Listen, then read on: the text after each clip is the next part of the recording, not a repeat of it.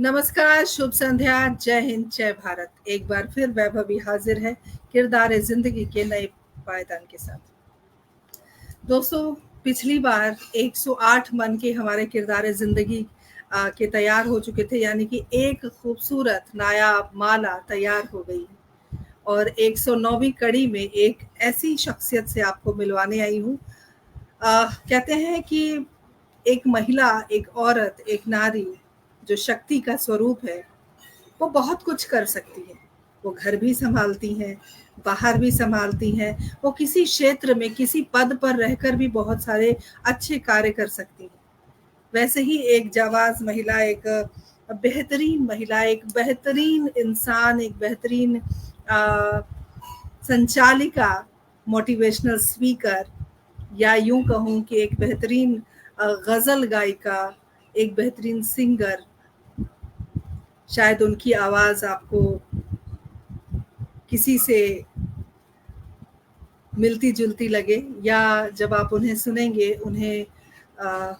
उनकी जो यात्रा है, उनकी जो जीवन के संघर्ष रहे हैं, उन सब चीज़ों के बारे में जब आप सुनेंगे, आप जानेंगे, तो आपको लगेगा कि वाकई किरदार ज़िंदगी में नए नए किरदार को तलाशने का जो हम काम करते हैं, वो काम काबिल तारीफ है। पुनः आप सभी का स्वागत करती हूँ, अभिनंदन करती हूँ। और जिस शख्सियत की आज मैं बात कर रही हूँ, आप जयपुर की गुलाबी नगरी से आई हैं और बिल्कुल गुलाबी ही हैं। आप अभी देखेंगे उन्हें, क्योंकि पटल के उस पार वो इस वक्त हैं और पटल पर हमारी शोभा बढ़ाने के लिए वो अभी थोड़ी ही देर में आती हैं। और एक जिंदा दिल स्त्री जो बहुत कुछ करती है, बहुत कुछ संभालती है और बहुत कुछ संभालते हुए अपनी एक अलग पहचान बनाती है। एक मेवाती भाषा की जो लोक संगीत है, वहाँ से उन्होंने पीएचडी की, जो एक ताना बाना बुना और एक ऐसी भाषा को पकड़ा उन्होंने, और एक ऐसी भाषा, एक ऐसे लोक संगीत को उन्होंने पीएचडी के लिए चुना। ये अपने आप में एक खास व्यक्तित्व की ओर इशारा करती है। तो चलिए हम जुड़ते हैं डॉक्टर शालिनी माथुर जी से, बात करते हैं उनकी जो यात्रा रही है, उस यात्रा के बारे में, उनके संघर्षों के उन दिनों के बारे में। क्योंकि रातों रात ना तो कोई करोड़पति बनता है, ना रातों रात किसी को शोहरत हासिल होती है। रातों रात शोहरत हासिल भी होती है तो उसके पीछे एक लंबी यात्रा होती है, एक लंबा संघर्ष होता है, बहुत समय की जो तपस्या होती है, उस तपस्या से तप कर इंसान, कहते ना कि कुंदन बनकर बाहर आता है। तो चलिए शालिनी जी से हम मुलाकात करते हैं, शालिनी जी का अभिनंदन करते हैं, स्वागत करते हैं। शालिनी जी, बहुत बहुत स्वागत करती हूँ, अभिनंदन करती हूँ मैं इस कार्यक्रम। Thank you so much. हमारे साथ जियाउर रहमान जाफरी भी जुड़ गए हैं, बहुत बहुत स्वागत करती हूँ, अभिनंदन करती हूँ। हमारे साथ सुरेंद्र शर्मा सागर जी, जो हमारे पटल के मुख्य सलाहकार हैं, जुड़ गए हैं। अभिनंदन है आप सभी का। बने रहिए, जुड़े रहिए, कार्यक्रम को जरूर शेयर कीजिएगा, और आप सबकी उपस्थिति हमारे लिए बहुत महत्वपूर्ण है। आप हैं तो हम हैं। शालिनी जी, बहुत बहुत स्वागत है आपका। और कार्यक्रम जब भी हम शुरू करते हैं तो हम परिवार की पृष्ठभूमि की बात करते हैं। मनोज जी हमारे साथ जुड़ गए। मनोज जी नमस्कार, आपका बहुत बहुत स्वागत है। तो हम चाहेंगे कि हमारे दर्शकों को आप पारिवारिक पृष्ठभूमि के बारे में बताएं, अपने परिवार के बारे में बताएं। बहुत बहुत स्वागत है आपका। बहुत बहुत शुक्रिया वैभवी जी। मैं अलवर की हूँ, राजस्थान से, और मेरा पॉलिटिकल बैकग्राउंड भी है। पूरा घर मेरा मतलब मेरे ग्रैंडफादर बहुत बड़े स्वतंत्रता सेनानी थे, और वकीलों के खानदान से ताल्लुक़ रखती हूँ। और हालांकि मेरे जो पिताजी थे वो बैंक मैनेजर थे, और मेरी माता जी प्रिंसिपल थी। और मैंने सारी स्कूलिंग मेरी अलवर से हुई है। उसके बाद मैं जयपुर एमए म्यूज़िक में करने आई। और वैसे मैं आपको बता दूं कि मैंने कभी सोचा नहीं था कि मैं इस साइड जाऊंगी। मेरा तो हमेशा से था कि मैं डॉक्टर बनूंगी, और मेरे पास साइंस थी हमेशा से। लेकिन जब मैं तबले में विशारद कर रही थी और अलवर आकाशवाणी पे गाने लगी, और झुकाव सारा संगीत की तरफ हो गया, तो फिर मैंने संगीत लिया और एमए करने यहाँ जयपुर में आ गई 95 में। उसी दौरान मेरे पापा मम्मी ने जो है लड़का देखा और 95 में मैरिज हो गई। और बताइए, और क्या बताऊँ आपको परिवार के बारे में? बिल्कुल, परिवार के बारे में जानकर हमें बहुत खुशी हो रही है। और शालिनी जी, मुझे लग रहा है थोड़ा-सा नेटवर्क इश्यू है। क्या आप दोबारा से जॉइन करेंगी हाँ, हमें? मुझे भी लगा। हाँ, दोबारा से जॉइन कर लीजिए। ठीक है। जैसे पहले जॉइन हुई थी वैसे ही, लीव करके दोबारा से जॉइन कर लीजिए। मैं हमेशा कहती हूँ कि जो नेटवर्क है वो दानव है और दानव हमेशा परेशान करता है। लेकिन आज शालिनी जी को हम ऐसे जाने नहीं देंगे, बहुत सारी इनसे बातें करनी है। तमाम सुधी श्रोताओं का मैं बहुत अभिनंदन करती हूँ और गुजारिश करती हूँ कि ज़रूर आप हमारे साथ बने रहें। शालिनी जी बहुत जल्दी हमारे साथ दोबारा से जुड़ेंगी और बहुत सारी उनसे बातें करनी है हमें। देखिए, एक महिला बहुत मुश्किलों से अपने घर से निकलकर अपना एक मकाम बनाती है। उसी महिला की पूरी जो जीवन यात्रा है, जीवन गाथा है, कोशिश करूँगी कि 1 घंटे के समय में उन तमाम पहलुओं पर हम बात कर सकें, उन तमाम बातों का जो बातों की जो लड़ी है, उस लड़ी को मैं आप तक पहुँचा सकूँ, ऐसी मेरी कोशिश रहेगी। तो थोड़ी देर के लिए आप सब बने रहें, शालिनी जी पुनः हमारे साथ जुड़ेंगी।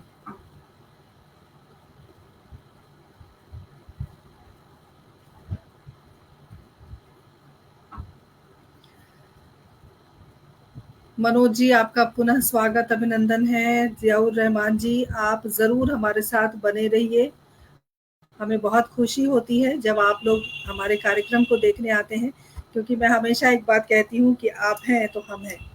तो आपकी उपस्थिति हमारे लिए बहुत महत्वपूर्ण है और मैं हमेशा एक बात कहती हूँ, मैं चाहूँगी कि आप हमारे साथ बने रहें।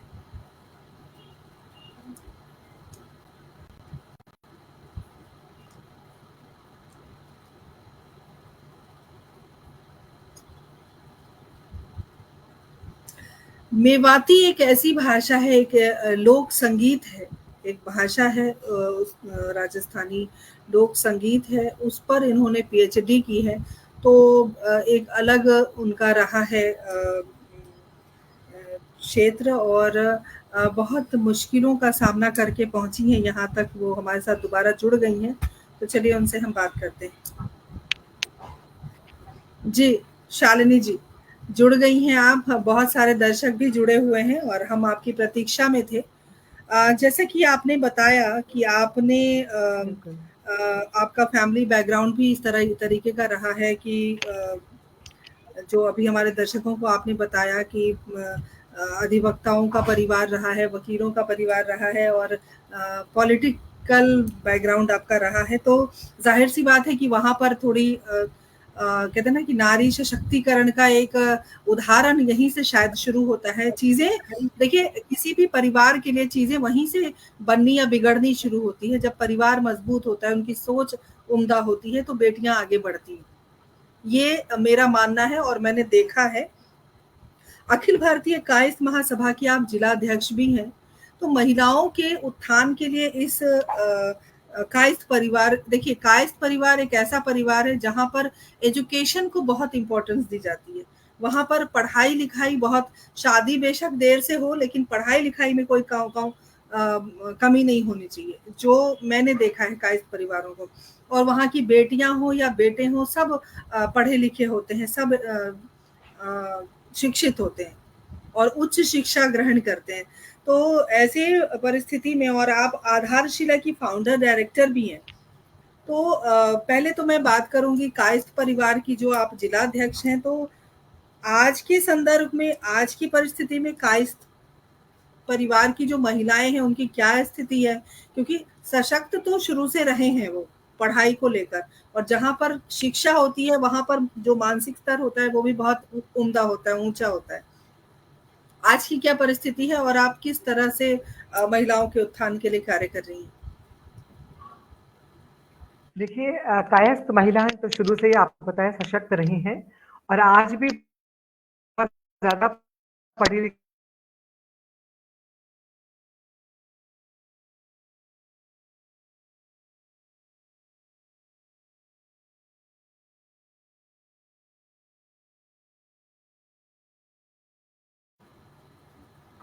जी भाई साहब, आपने बिल्कुल सही कहा कि नेटवर्क दिक्कत है। दरअसल आज बारिश बहुत हुई है, शायद इसी वजह से। डॉक्टर पुष्पलता तनेजा जी हमारे साथ जुड़ गई हैं। बहुत-बहुत अभिनंदन करती हूँ, स्वागत करती हूँ। मनोज जी ने लिखा है जय हो नारी शक्ति की।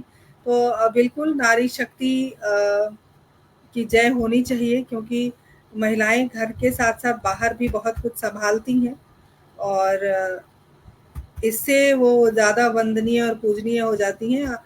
कार्यक्रम के दौरान अगर कोई सवाल हो आपके मन में तो आप शालिनी जी से पूछ सकते हैं। शालिनी जी थोड़ी ही देर में हमारे साथ पुनः जुड़ेंगी और आप सभी से निवेदन करूँगी कि थोड़ी देर आप हमारे साथ ज़रूर बने रहें, जुड़े रहें और कार्यक्रम को ज़रूर शेयर करें।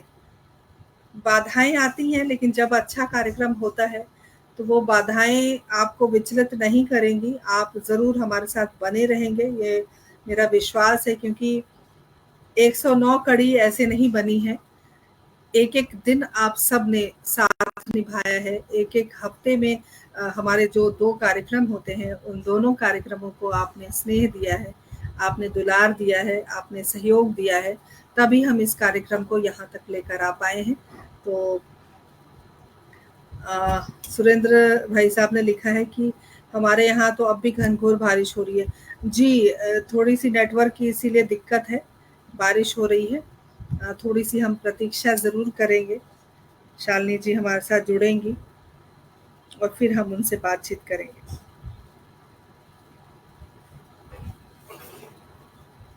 साधना शर्मा जी हमारे साथ जुड़ गई हैं। बहुत-बहुत अभिनंदन है, स्वागत है आपका और मुझे बड़ी खुशी होती है जब आपका पदार्पण होता है। जाफ़री जी ने लिखा है जब तक वो नहीं जुड़ रही हैं वैभवी जी अपनी एक कविता सुना दें, अच्छा लगेगा। कविता मैं आपको सुनाऊँ। ठीक है, मैं आपको एक कविता सुनाती हूँ, कुछ दोहे सुनाती हूँ मैं आपको। शायद तब तक शालिनी जी जुड़ जाएँ।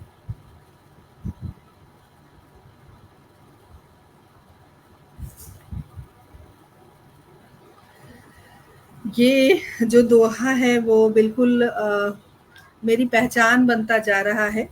सुनिएगा कि अपने ही दम पर चली, बेशक गई न दूर। अपने ही दम पर चली, बेशक गई न दूर।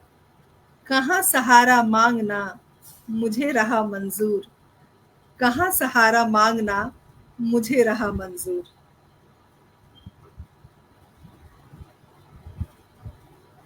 और आज के संदर्भ का एक दोहा, हालांकि कम पढ़ती हूँ लेकिन सुनाना चाहूंगी। पड़े फफोले हाथ में, पड़े फफोले हाथ में, छूते ही अखबार। पड़े फफोले हाथ में, छूते ही अखबार। हर पन्ने पर है बसा, आग भरा संसार।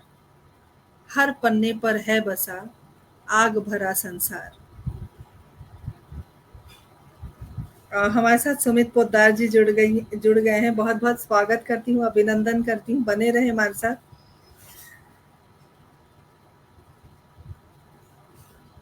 और आज के संदर्भ में एक दोहा और जाफरी जी सुनिएगा कि कृष्ण कहीं सोए हुए, सुने न चीख पुकार। कृष्ण कहीं सोए हुए, सुने न चीख पुकार। बनना होगा वैभवी, तुझको ही तलवार।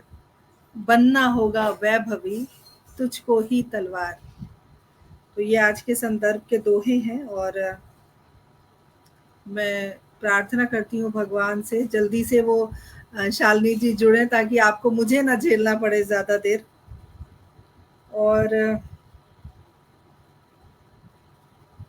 एक दोहा मैं और सुनाती हूँ और शालिनी जी को ढूँढने की कोशिश कर रही हूँ कि पढ़ने को तो वैभवी, गीता पढ़ी कुरान। पढ़ने को तो वैभवी, गीता पढ़ी कुरान। पर कितना छोड़ा अहम, पर कितना छोड़ा अहम, लिया प्रेम को जान। पर कितना छोड़ा अहम, लिया प्रेम को जान। और जैसे ही प्रेम की बात की, शालिनी जी प्रकट हो चुकी हैं।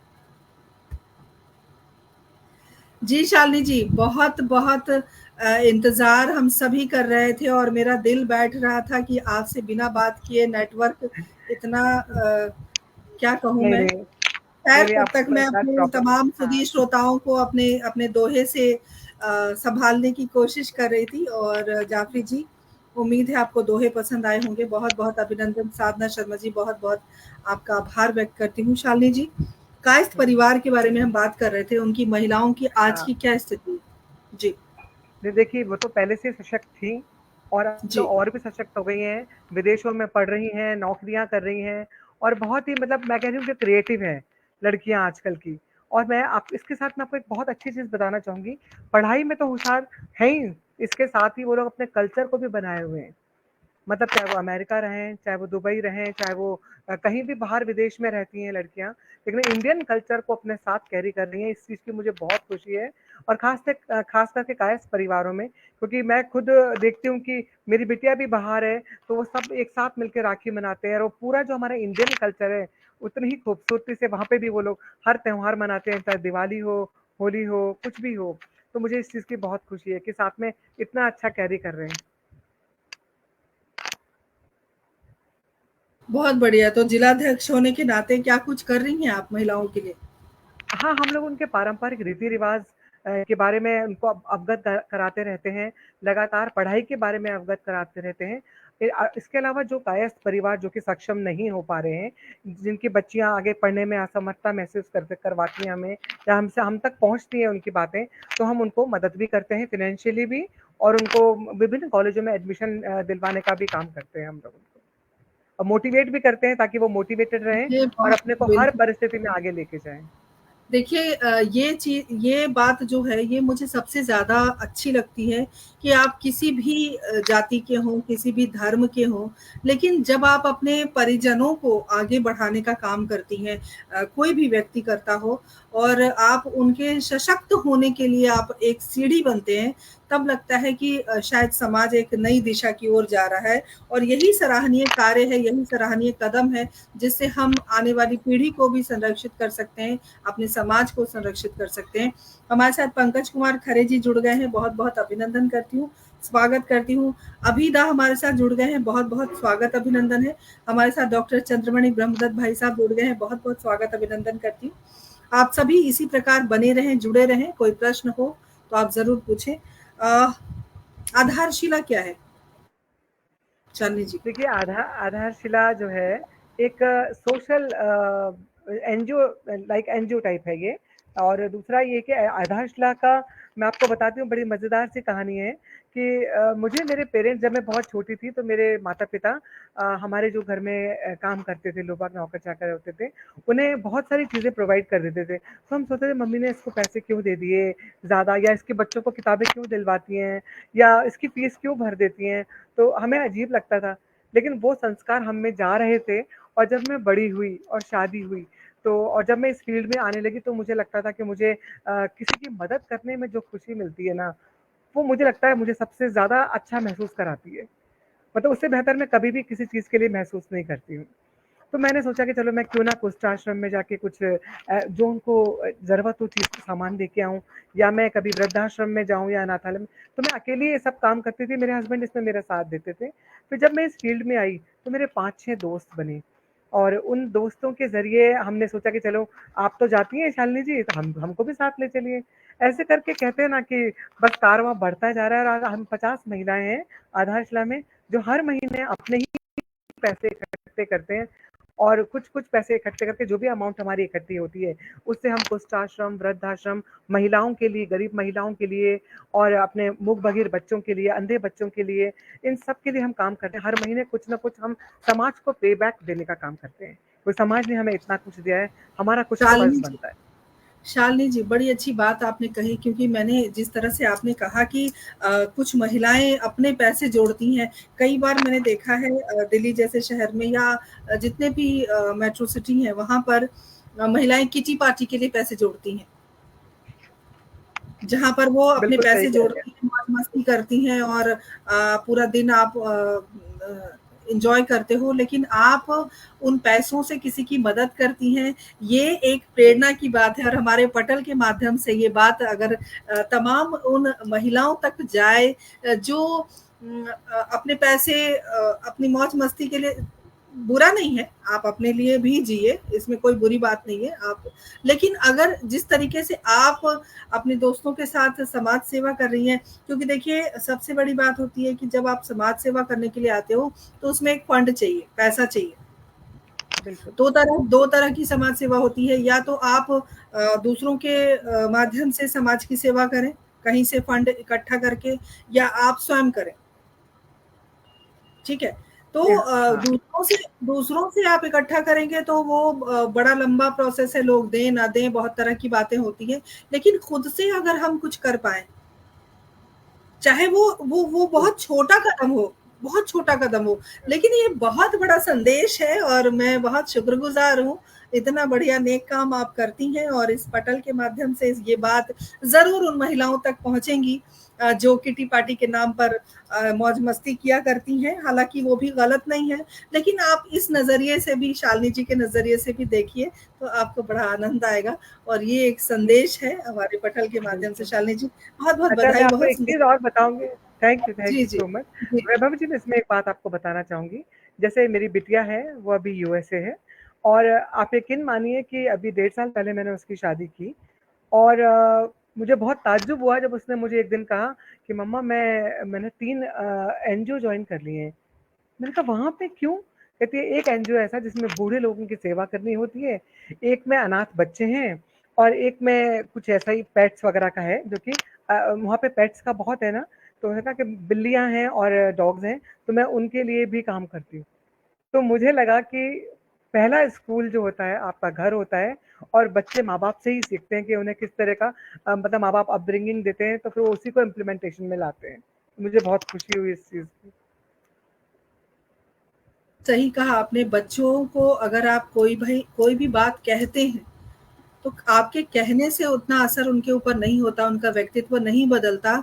लेकिन जब आप उसको वो रोज़ वो चीज़ देखते हैं, उससे परिवर्तन होता बिल्कुल। है। और ये परिवर्तन मेरे घर में भी है, मेरे बच्चों के मन में मैं इस बात की गवाही दे सकती हूँ कि बच्चे बदलते रहते हैं। और जब आप देखोगे कि आप अपने पेरेंट्स की हेल्प कर रहे हो, या उनकी केयर कर रहे हो, तो फिर बच्चे ऑटोमेटिकली वो चीज़ें सीखते हैं।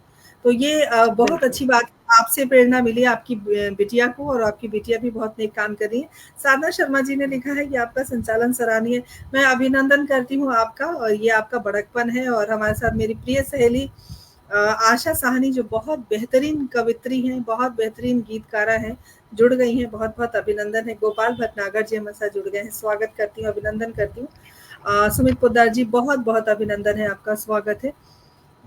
शालिनी जी, मेवाती एक ऐसी भाषा है, उस भाषा को उस लोक संगीत को आपने साधने की कोशिश की, आपने पीएचडी करने की कोशिश की। हालाँकि जहाँ तक मेरा ज्ञान है कि आपको गाँव में जाकर पीएचडी करने के लिए बहुत चीज़ें इकट्ठी करनी पड़ी, जिसमें आपको बहुत मशक्कत लगी है, बहुत आपको संघर्षों का सामना करना पड़ा।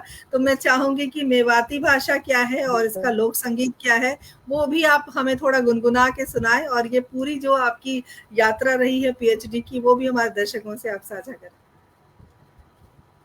बिल्कुल वैभव जी, मैं ज़रूर बताऊँगी। पहले तो मैं आपको बता दूँ कि मेवात का एरिया कौन-सा कहलाता है।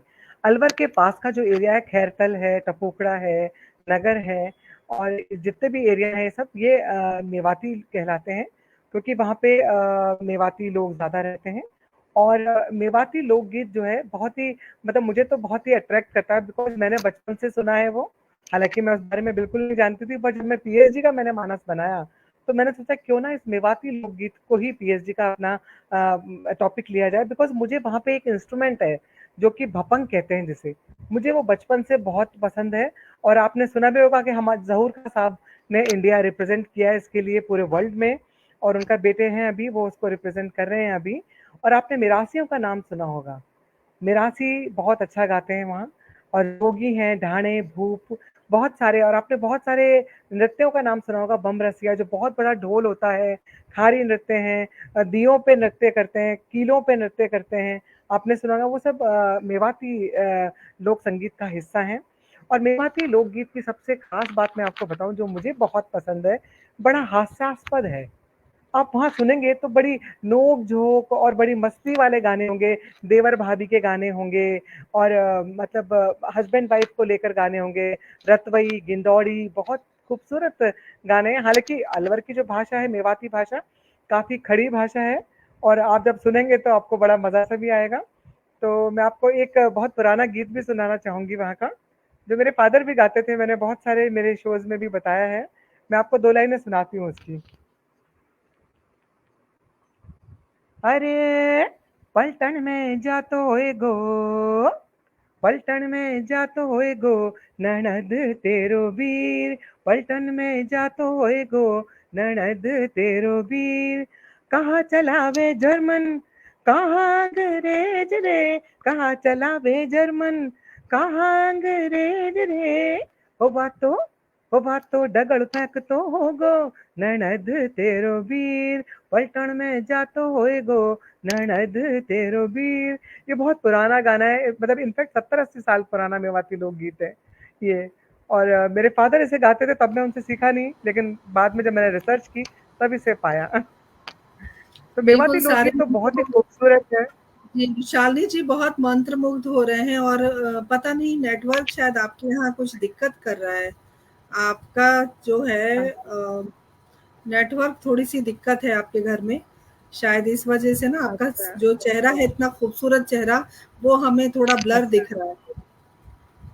Okay, okay, okay. जी, और मुझे मैं बड़ा ट्राई दुःख करती हो हूँ। रहा है कि हाँ, मैं आपको हाँ, अच्छे से देखना चाहती हूँ, हमारे दर्शक देखना चाहते, सुनना चाहते। हाँ, खैर कोई बात नहीं। अ, एक महिला बेहतरीन सिंगर भी है, बेहतरीन एंकर भी है जो कि दूरदर्शन पर आकाशवाणी में, और सबसे अच्छी बात है कि आपने न सिर्फ इंटरव्यू दूसरों के लिए हैं, आपके भी बहुत इंटरव्यूज हुए हैं और आप एक मोटिवेशनल स्पीकर भी हैं। तो ये सारा जो समावेश है एक नारी के अंदर, तो वाकई नारी नारायण ही होती है, उनके अंदर वो सारी खूबियां हो सकती हैं। तो इतना ज्यादा जो टैलेंट है, कैसे संभाल रही हैं आप? सच कहूँ तो वैभवी जी मुझे खुद को नहीं पता है। बस जो हो रहा है ईश्वर करा रहा है, मैं करती जा रही हूँ। क्योंकि मुझे जब मैं इस फील्ड में निकली थी तो मैं सिर्फ एक छोटे से प्रोग्राम के लिए गई थी, और वहाँ मेरी बहुत सारी दोस्त मुझे मिल गई, और बहुत सारा एक अच्छा ग्रुप बनता चला गया।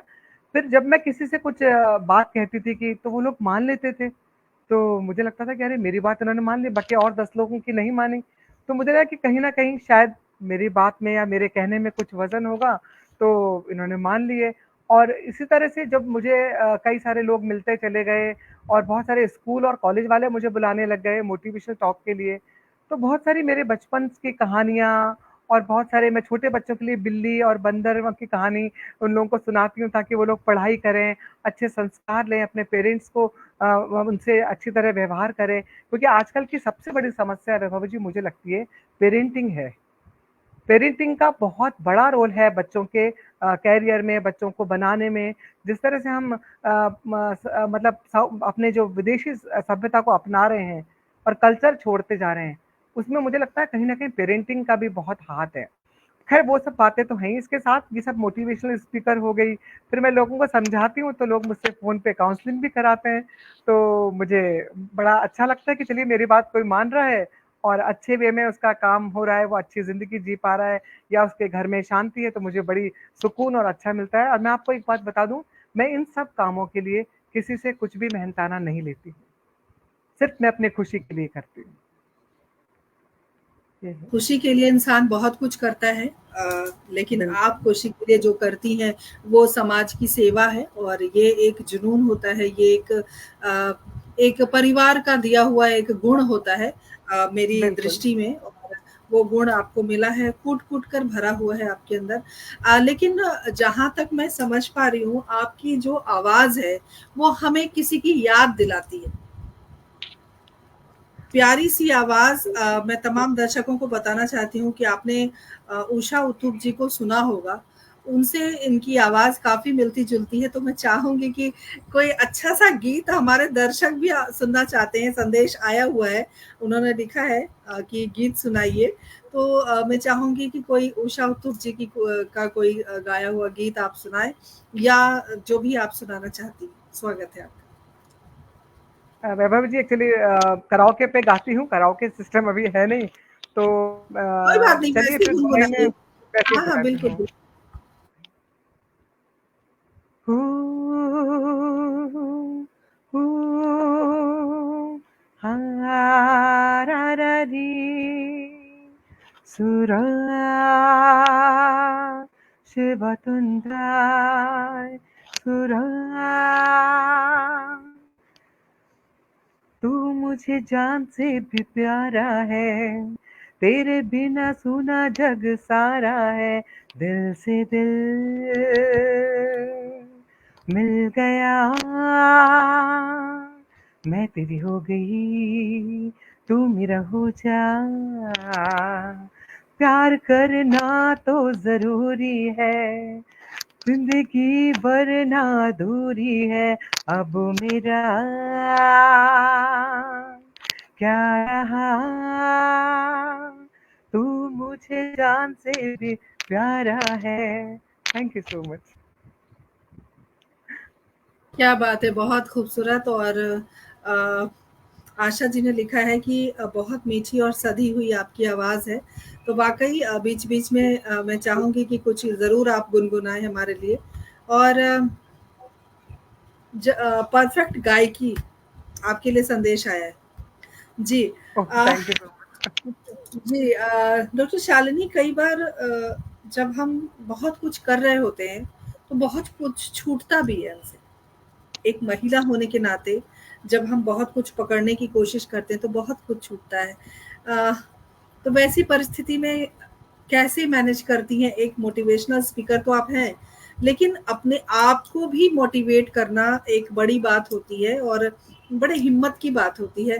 जब चीज़ें छूटती हैं, तो उन महिलाओं के लिए भी कोई संदेश अगर आप देना चाहें जो बहुत कुछ कर रही होती हैं और बहुत कुछ उनसे छूट रहा होता है, कैसे मैनेज करें? देखिए मुझे ऐसा लगता है इसके लिए हमें टाइम मैनेजमेंट की बहुत आवश्यकता होती है, क्योंकि जब हम बहुत सारा काम एक साथ करते हैं और घर की जिम्मेदारी तो आप माने चाहे ना माने, महिला किस भी पद पे हो उसकी रहती ही है। और वो मुझे लगता है थोड़ा अच्छा भी रहता है, क्योंकि बच्चों को पालने की ज़िम्मेदारी है या घर की देखभाल है, वो जो जिस तरीके से महिला कर पाती है, एक पुरुष शायद कम कर पाते हैं। और मुझे लगता है इसके लिए टाइम मैनेजमेंट बहुत ज़रूरी है। जैसे मैं भी बहुत सारे फ़ील्ड्स में काम करती हूँ, तो मैं सुबह 10 बजे बाद मेरा साढ़े 10 बजे बाद ये काम शुरू करती हूँ और शाम को साढ़े 6 तक करती हूँ। उसके बाद पूरा टाइम मेरे परिवार के लिए है, मेरे फैमिली फंक्शंस के लिए है, मेरे घर के लिए है और मेरे बच्चों के लिए है। पहली बात। दूसरी बात ये कि मैनेज तो देखिए आपको करना पड़ेगा। यदि आपने समाज सेवा का बीड़ा उठाया या किसी को मोटिवेट करने का बीड़ा उठाया या कोई आपने कमिटमेंट कर रखी है, तो वो आपको निभाना पड़ेगा। उसके लिए आपको थोड़ा-सा तो मुस्तैदी से काम करना होगा। जैसे मैं भी हूँ, तो मैं घर में खाना साढ़े 9 बजे बना के या निकलती हूँ, तो उसके बाद में 2-3 इवेंट्स होते हैं, तो मैं खुद ड्राइव करती हूँ। तो मुझे यदि तीनों इवेंट्स में जाना है, तो मैं लगातार एक के बाद एक इवेंट जाती हूँ और मैं मैनेज करती हूँ। और आके फिर शाम का घर भी देखती हूँ वापस से।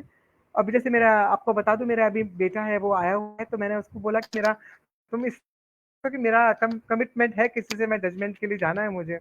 तो बोले कि नहीं मम्मा आप चले जाना, मेरे को और छुट्टियाँ नहीं है, तो मैं इस डेट पे तो आऊँगा। तो बच्चे भी समझते हैं, क्योंकि आप जब इस फील्ड में होते हो तो आपकी एक ज़बान की भी एक कीमत होती है। ऐसा नहीं होना चाहिए कि आपने किसी को बोला कि साहब मैं आ जाऊँगी या मैं आपका जजमेंट कर दूँगा, आप उस टाइम पे नहीं पहुँचे हो, तो आप इसका कार्यक्रम कितना सफ़र करेगा। तो मुझे लगता है टाइम मैनेजमेंट बहुत ज़रूरी है इसके लिए। और चीज़ें कुछ छूट भी जाती हैं, लोग आपको समझने लगते हैं और आपके हिसाब से लोग आपको, जैसे पहले मैं एक घरेलू औरत थी, तो मेरे कभी भी कोई भी रिश्तेदार को पता होता था कि भई घर में है, तो सब टाइम ले आए थे। आजकल जब सब किसी को आना होता है, तो पूछ लेते हैं कि आप घर में कब हैं? तब हम आते हैं।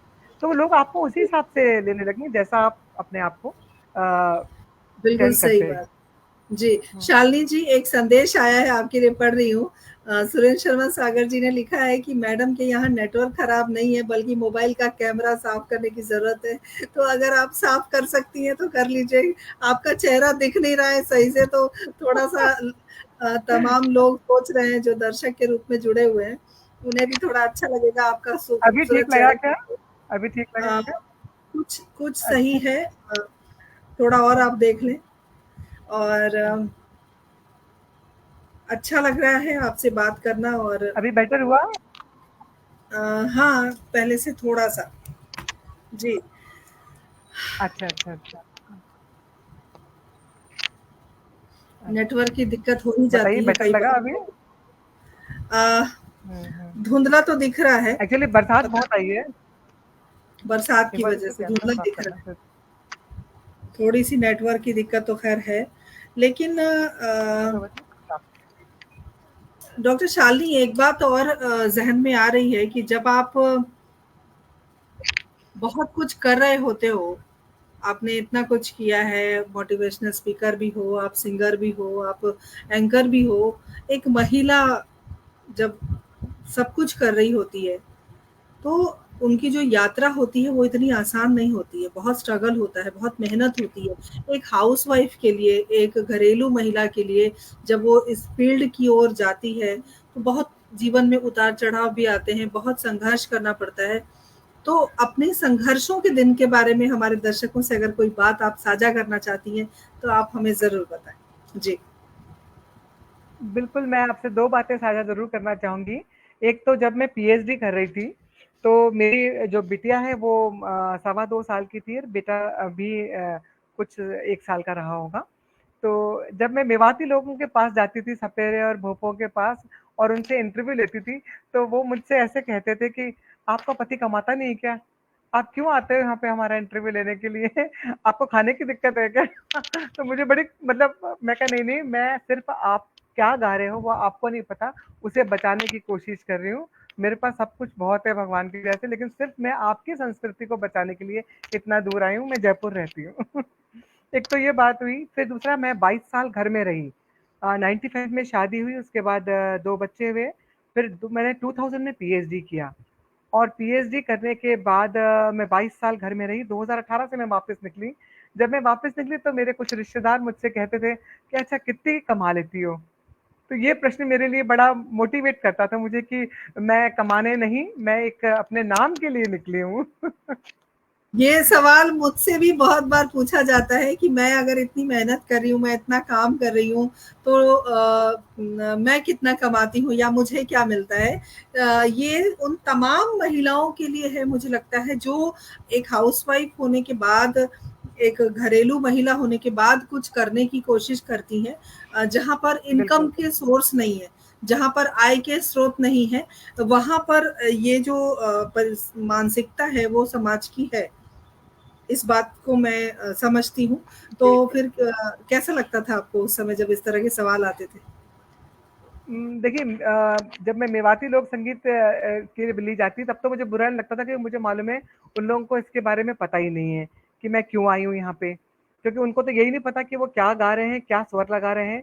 तो वो सब मैंने नोटेशन किया है अपनी पीएचडी में। और दूसरा जब बात रिश्तेदारों की बात करूँ तो मुझे लगता है शायद वो भी अनभिज्ञ है इस बात से कि कहीं न कहीं आदमी की अपनी चॉइस होती है कि उसे पैसा कमाना है कि नाम कमाना है। तो ये तो चॉइस की बात है कि आपको नाम कमाना है कि पैसा कमाना है। और नाम और पैसा दोनों मिलता है तो और भी अच्छा लगता है, लेकिन ये अपनी चॉइस है। मुझे सिर्फ नाम चाहिए तो ठीक है, भगवान का आशीर्वाद है। तो पैसे के बारे में नहीं सोचती इतना।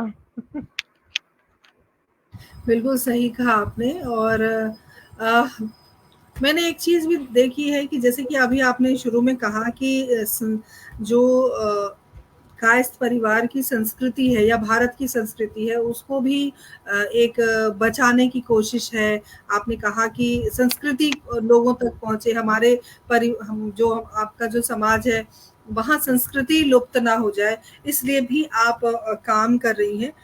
तो अभी की जो पीढ़ी है, वो उस पीढ़ी को कैसे हम एज़ अ मोटिवेशनल स्पीकर आप किस तरह से इस बात को देखती हैं और क्या समझाने की कोशिश करती हैं हमारी पीढ़ी को कि वो संस्कृति से जुड़े रहें?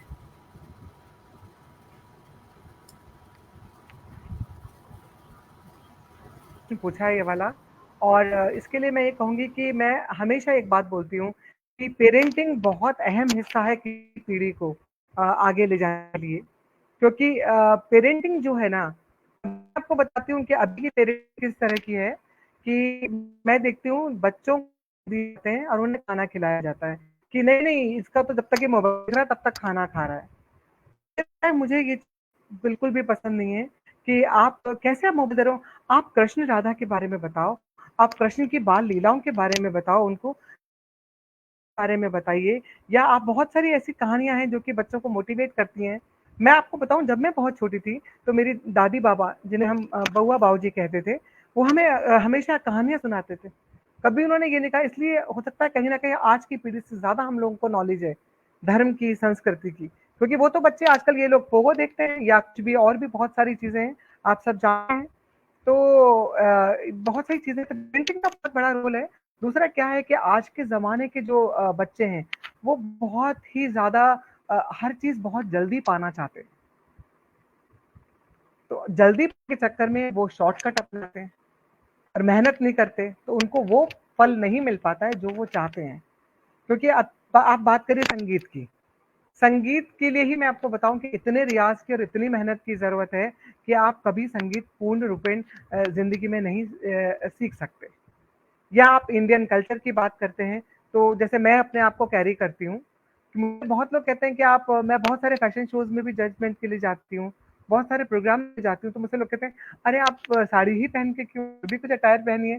तो मुझे लगता है कि मैं बहुत ज़्यादा कॉन्फिडेंट हूँ, मुझे इसमें ज़्यादा अच्छा लगता है अपने आप को देखना। दूसरा, मुझे लगता है कि यदि मैं ही इंडियन कल्चर को प्रमोट नहीं करूंगी तो मैं लोगों को कैसे मोटिवेट कर पाऊंगी, मुझे भी लगता है। दूसरा, मेरी खुद की पसंद है कि मुझे लगता है कि नहीं, मुझे अपने इंडियन स्टाइल से रहना है, तो मुझे अच्छा लगता है, मेरा कॉन्फिडेंस लेवल हाई होता है इससे। मैं अच्छे से लोगों को समझा पाती हूँ कि कैसे आपको आगे अपने आप को साड़ी भी पहननी है तो किस तरह कैरी करनी है आपको। तो भाभी, तो एक दूसरा, एक सबसे बड़ी चीज ये हो गई है, इन लोगों में बिल्कुल संयम खत्म हो गया है। तो जब मैं अपने मोटिवेशनल टॉक देती हूँ या मैं कोई काउंसलिंग सेशंस करती हूँ, तो मैं कहती हूँ कि आप थोड़ा बैठिए शांति से, कुछ अच्छा पसंद का संगीत सुनिए और बहुत सारी चीजें जो आपने जीवन में अच्छी की हैं उनके बारे में सोचिए, ताकि आप ये ना सोचे कि बस अब फटाफट ये काम हो जाए, इसके बाद मैं ये काम देखूंगा, नहीं अब मुझे ये मिल गया तो अब मुझे वो पाना है, वो पान लिया तो अब उसके बाद वो पाना है। वो मृत तृष्णा है ना, वो कभी खत्म नहीं होगी और ये कभी खुश नहीं रहेंगे। अब यकीन मानिए वैभव, मैं अपने बच्चों को, जिन बच्चों के साथ मैं उठती बैठती, मेरे आस बच्चे, मैं उन सबको एक बात कहती हूँ कि बेटा आप कितना ही जीवन व्यर्थ है, लेकिन जो पैसा आपके पास है उसका उपयोग कर लिया आपने और आप उसमें खुश हो, वो खुश और हमेशा रहना। आपको पीढ़ी को ये सब चाहिए कि अपने आप को सही में तरक्की, मेहनत करके आगे बढ़े, शॉर्टकट ना अपने। मेहनत तो जीवन में जरूरी है, हर क्षेत्र में भी आप मंच। बहुत सही आपने कहा कि शॉर्टकट अपनाना सबसे बड़ी बेवकूफ़ी होती है, और संघर्ष से तप कर जब आप आगे बढ़ते हैं तो उस सफलता में आपको आत्मसंतुष्टि बहुत मिलती है।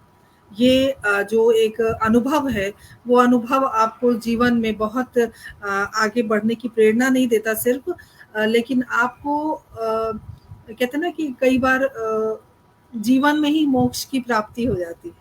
तो ऐसा कुछ अनुभव होता है जब आप अपनी जो मृग मृग तृष्णा से बाहर निकलकर अपने संघर्षों से, अपनी मेहनत से आगे बढ़ते हैं, तो वो एक सुकून का पल होता है। दुर्गा नांगले जी हमारे साथ जुड़ गई हैं, अभिनंदन करती हूँ। विनोद उपाध्याय जी हमारे साथ जुड़ गए हैं, बहुत बहुत स्वागत, अभिनंदन करती हूँ हमारे साथ। इसी प्रकार आप बने रहिए, जुड़े रहिए। और डॉक्टर शालिनी, हर मनुष्य के भीतर एक छोटा सा बच्चा छुपा हुआ होता है।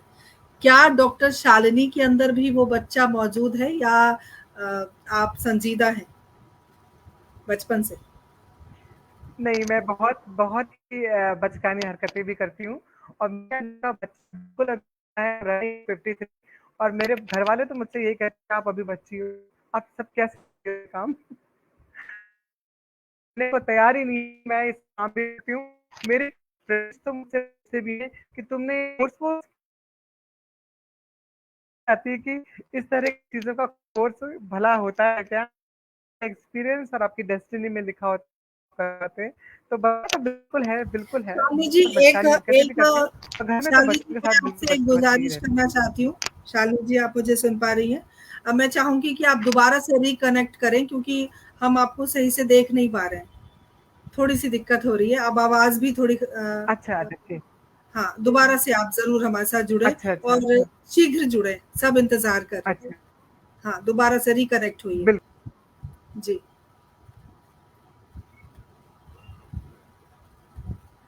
थोड़ी देर में शालिनी जी हमारे साथ जुड़ेंगी। हमारे साथ रश्मि सक्सेना जुड़ गई हैं, बहुत बहुत अभिनंदन है। ममता श्री सिंह जी हमारे साथ जुड़ी हुई हैं, बहुत बहुत स्वागत अभिनंदन करती हूँ। दुर्गा नागले जी, बहुत बहुत अभिनंदन है, स्वागत है। हमारे साथ इसी प्रकार आप सभी बने रहिए। थोड़ी देर और हम डॉक्टर शालिनी माथुर जी से बात करेंगे। उनके कुछ गीत हमें सुनने हैं, जो बहुत सुंदर आवाज में वो हमें सुनाने वाली हैं। आशा साहनी हमारे साथ लगातार बनी हुई है। डॉक्टर पुष्पलता तनेजा जी लगातार हमारे साथ बनी हुई है, अभिनंदन है, स्वागत है आप सभी का। साधना शर्मा जी ने लिखा है कि बहुत मीठी आवाज है, वाकई बहुत सुंदर और बहुत अच्छा लगा। अगर साज के साथ वो गाना गाती तो वो और ज्यादा मधुर होता और आनंद आता हमें, लेकिन कोई बात नहीं, रश्मि वॉइस क्लियर नहीं है। बिल्कुल आपने सही कहा, वॉइस क्लियर नहीं है, आवाज नहीं आ रही है, क्योंकि बहुत बारिश हो रही है। तो हमारा ये कार्यक्रम है वो नेटवर्क के कारण चलता है, और जब नेटवर्क की समस्या होती है तो हम मजबूर होते हैं, ये सभी को पता है। शानदार प्रस्तुतिकरण आशा ने लिखा है। आशा, बहुत बहुत अभिनंदन है, शालिनी जी हमारे साथ जुड़ गई।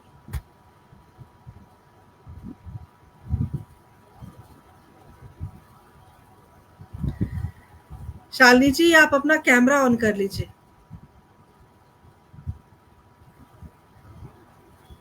हाँ जी, बिल्कुल, बिल्कुल। जी, अभी बेटर अब आया आप क्या? बिल्कुल बेहतर, बिल्कुल बेहतर है। और अच्छा, कुछ अच्छा। दर्शक श्रोता हैं जो चाहते हैं कि कुछ और गुनगुनाएं, क्योंकि आपकी जो मधुर आवाज है वो कानों में अभी तक गूंज रही है, तो वो कुछ और सुनना चाहते हैं आपसे। कोई भजन या हाँ, कुछ जो गजलें आप गाती हैं, तो हाँ, जो आपको गज़ल। अच्छा लगता है, जो आपको अच्छा लगता है वो आप सुनाएं।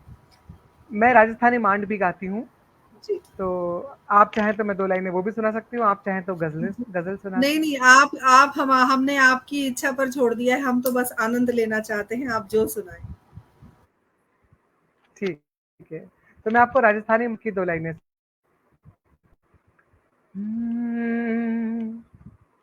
तुम्हारा नैना तारा वो प्यारा हो ढोला तुम्हारा नैना तारा पीहू प्यारा हरे घरा पधारो जी ओ थारी नार नवेली सज बैठी ओ थारी नार नवेली सज बैठी एक बार निहारो जी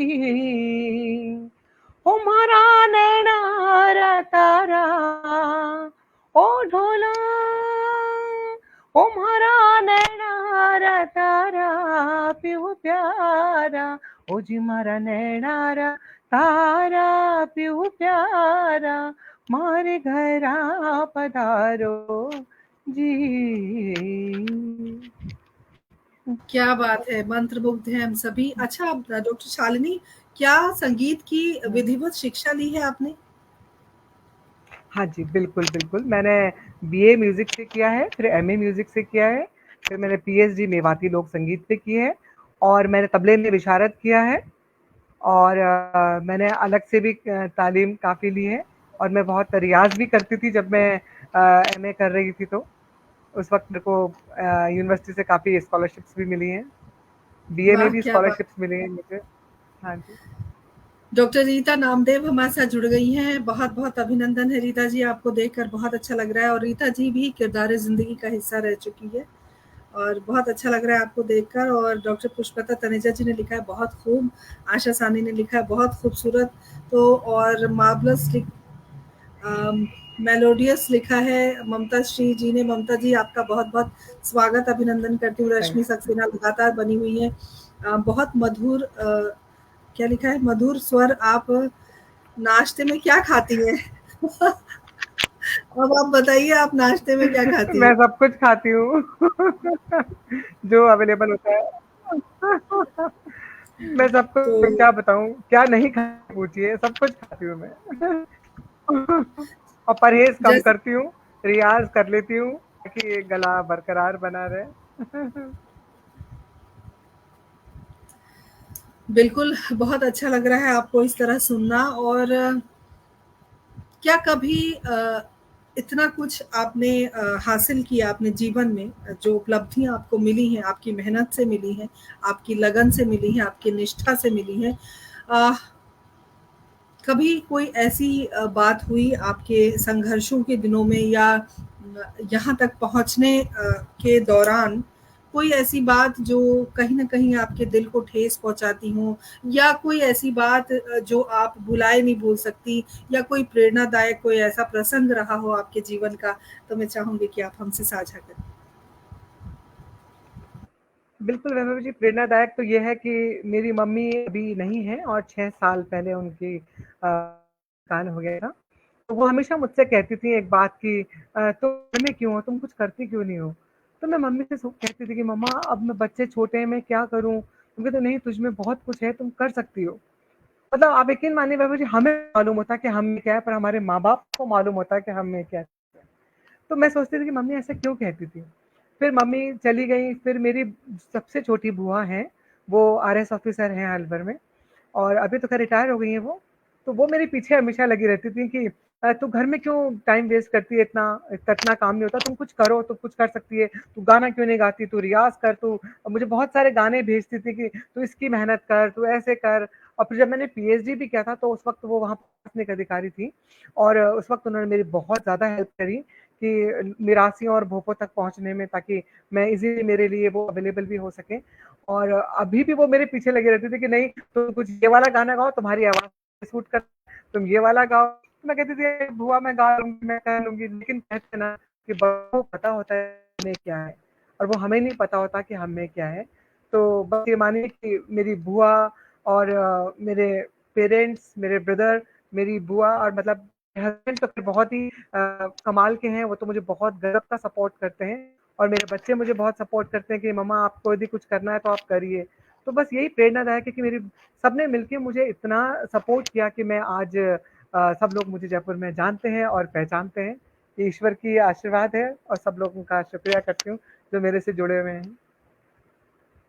बहुत बढ़िया, बहुत सारी शुभकामनाएँ हमारी ओर से भी, इसी तरह आप आगे बढ़ें और जो जीवन में चीज़ें जो रह गई हैं वो आपको मिले, ईश्वर से प्रार्थना है। और यश शुक्रिया। नारायण चतुर्वेदी जी हमारे साथ जुड़ गए हैं, अभिनंदन करती हूँ। इन्होंने डॉक्टर पुष्पलता तनेजा जी ने एक प्रश्न पूछा है आपसे, कोई पब्लिकेशंस हैं आपके पास? नहीं, मैं कुछ लिखती नहीं हूँ।